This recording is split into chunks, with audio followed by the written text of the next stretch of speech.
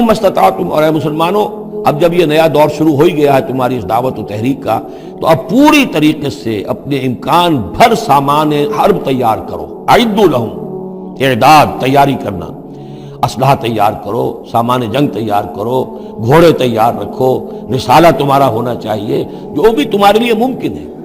یہ توکل کا مطلب یہ نہیں ہے کہ تم ہاتھ پر ہاتھ دھر کر بیٹھ رہو اللہ تمہاری مدد کرے گا. اعدوا لہم ما استطعتم، اپنی استطاعت جو ہے اس کی حد تک تو پوری تیاری کرو، من قوت، طاقت سے بھی، ومن رباط الخیل، اور پلے ہوئے گھوڑوں کے ذریعے سے بھی.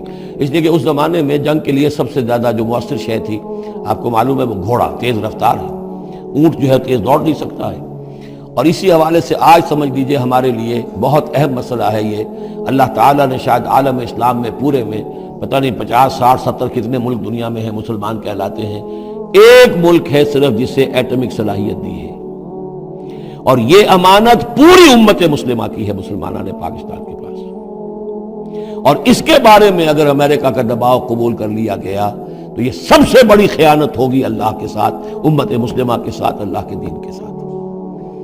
وہ اسرائیل لے کر بیٹھا ہوا ہے ایٹم بم کے، اس کے پاس انبار لگے ہوئے، لیکن یہ ہے کہ ساری پالیسی جو چل رہی ہے وہ یہ کسی طریقے سے پاکستان کا، ایک عراق کے بارے میں اندیشہ ہوا تھا کہ اسے ایٹمی دانت نکل سکتے ہیں، اس ایک مرتبہ اس کا وہ ایٹمک پلانٹ جو ہے اس کا بھرکس نکال دیا تھا، دوسری مرتبہ یہ کہ اس کا پورا بھرکس ہی نکل گیا، اگلا پچھلا کھایا پیا سب اگلوا دیا.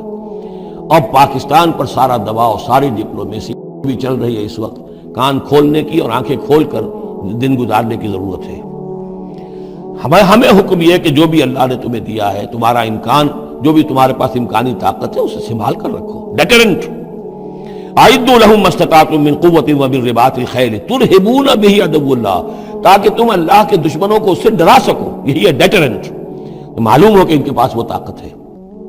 وعدوکم، اور اپنے دشمنوں کو بھی ڈرا سکو. وآخرین من دونہم، ایک تو ہے اللہ کے دشمن اور تمہارے دشمن ایک اور بھی ہیں جو ان کے سوا ہیں، ان کے پرے ہیں، انہیں تم نہیں جانتے. لا تعلمونہم اللہ یعلمہم، اللہ انہیں جانتا ہے، یعنی وہ مارے آستین منافقین ہیں، یہ تمہاری اپنی آستینوں کے اندر بیٹھے ہوئے ہیں، تمہیں پتہ بھی نہیں ہے کہ وہ لوگ بھی در حقیقت ففتھ کالمسٹ عنصر ہے کہ جو در حقیقت تمہاری تباہی چاہتا ہے، بربادی چاہتا ہے.